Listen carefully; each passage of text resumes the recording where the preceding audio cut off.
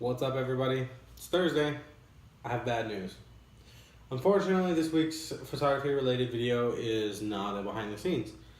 When I started this vlog, my intention was to hopefully help inspire and educate and enlighten other people who want to make a career in photography by kind of documenting the things that I'm experiencing as I'm going through it, because I have not made it by any stretch of the imagination.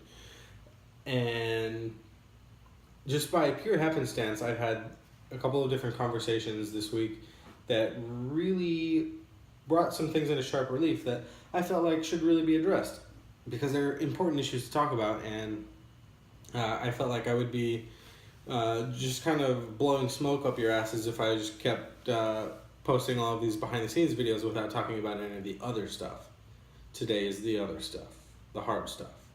Not everything is going to be like not every moment in this career is going to be a super encouraging, rah-rah, like this is an awesome moment. There are hard times. It's a job just like any others. And there are struggles and challenges that you have to overcome. And this week I want to talk about two things that I think are really important. The first of which is having a group of peers around you and what all that means. And the second thing is branding. And then I want to talk about how those two things combine to dictate where things will go from here, for me personally, and for this vlog. So having a group of your peers is incredibly, incredibly important. It helps if your peer group is local to you also, because the problems that I face here in LA are completely different from my friends in New York or Miami or wherever else they may be, Paris, London, whatever.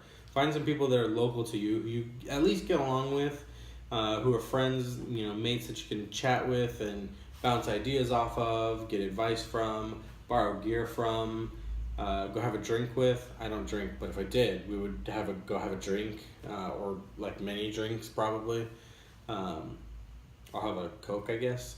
But having a group of peers around you is really, really important. And I'm lucky that I have a group of friends and acquaintances here in Los Angeles who are all doing different things at different parts in their different stages of their career and their development, who we're all friends, we talk, we bounce ideas off of each other, we ask each other for technical advice, business advice, things like that, because there's so many things that you can't learn from a YouTube video or from photography school that you're going to encounter in your career, and having a peer who may have been through it is clutch.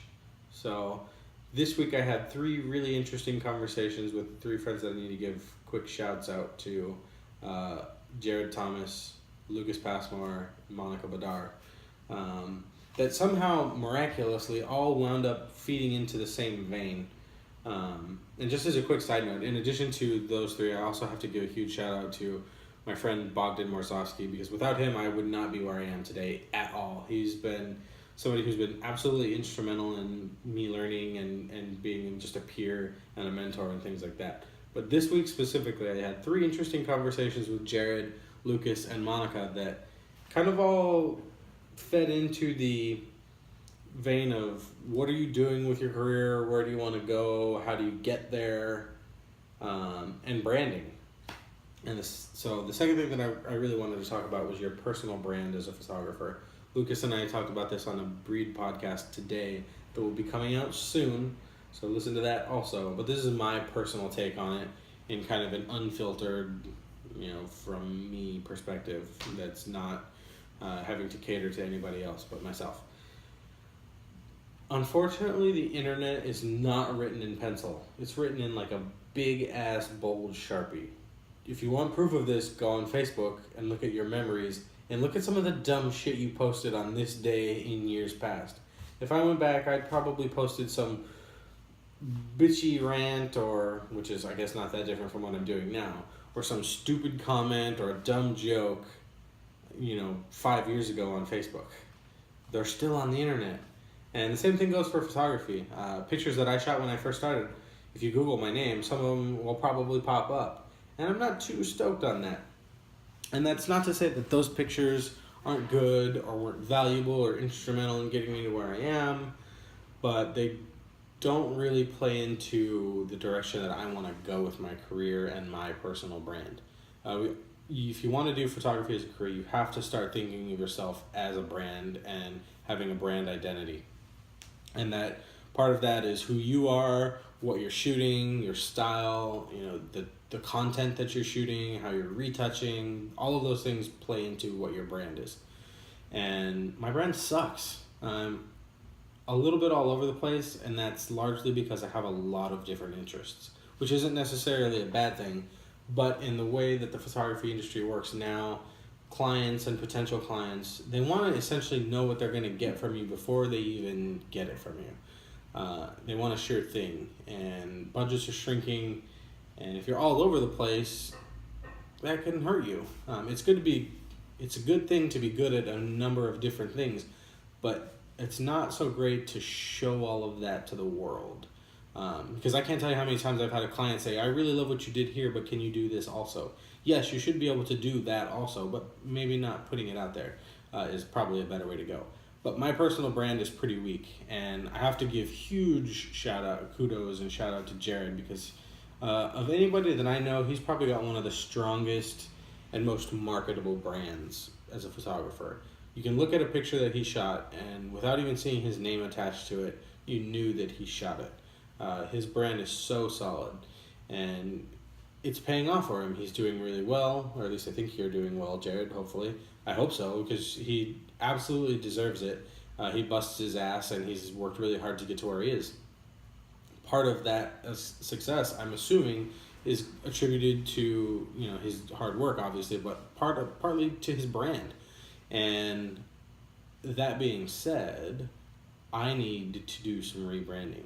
Whether that's a complete overhaul, rebrand, new identity, whatever, maybe. It's possible. Exploring it, not sure yet. Or whether that's just throwing out everything and starting over, also possible. Maybe. Don't know yet. But the reason being is that what I have been shooting at for a while now is not really what I want to be shooting. And for those of you guys who want to do photography as a career, you should be working towards that goal and shooting for the clients and types of jobs that you want, not necessarily what's right in front of you.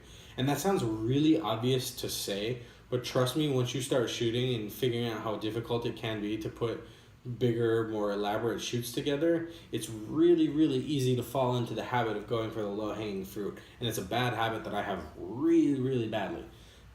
It's easy to say, I want to do this really extravagant shoot with 4 models in a cool location. Okay, well, I don't really have the resources to pull that off right now, so I'm just going to shoot a topless girl in shorts at the beach, or I'm going to shoot a naked girl in the desert because I got a girl and the desert's a 2-hour drive and we don't even need any clothes. And that's not to say that those are bad things. I'm not dishing on anybody who shoots those types of things. You can make an entire career out of shooting nothing but denim or swim or nudes or whatever. It's just not what I wanted to do when I first started photography. And like I said, I felt like I would be blowing smoke up everybody's ass if I was not being true and genuine to my experience and also to my goals. And I feel like I haven't really been true to myself in what I've been shooting. It's just not the direction that I want to go in. So, that being said, thank you, Jared, Lucas, Monica, all for just coincidentally chatting about career directions and how to get there and buckling down and focusing. That's my plan. My word of advice and the teachable thing to all of you guys is to sometimes you really have to push aside your distractions, whether that's cutting out your weekend in Palm Springs or your fun hobbies aside from photography.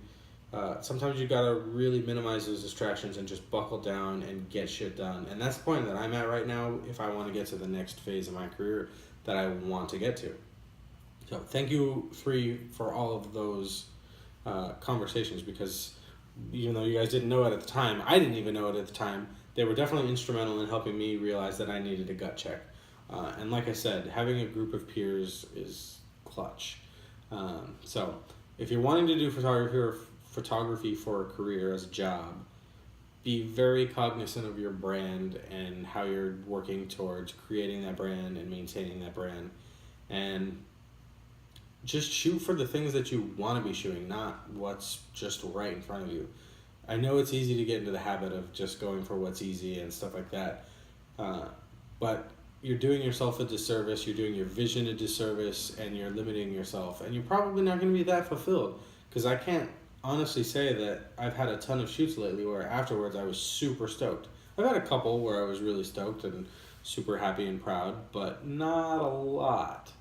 So, new things coming, could be a rebrand. I'll let you guys know as soon as I know, because it has bearing on this vlog, because I absolutely intend to keep doing the vlog. But just keep that in your mind. I promise back to the regularly scheduled behind the scenes starting next week. It's 8 o'clock now. If I'm feeling real intense, I may churn out one and post it later tonight or early tomorrow morning. Just because I love you guys and I hate not posting the BTS videos every week. Because you guys deserve it. But yeah, just keep that in mind. Think about it. Let me know if you have any questions. I mentioned last week in the weekly vlog that I'm going to do a Q&A this week. Got a couple more days to give me some questions. If not, you'll just have to wait till next time. I've got a couple of really great ones that I'm excited to talk about. But I would love a few more. Keep them coming, and I will see you guys later.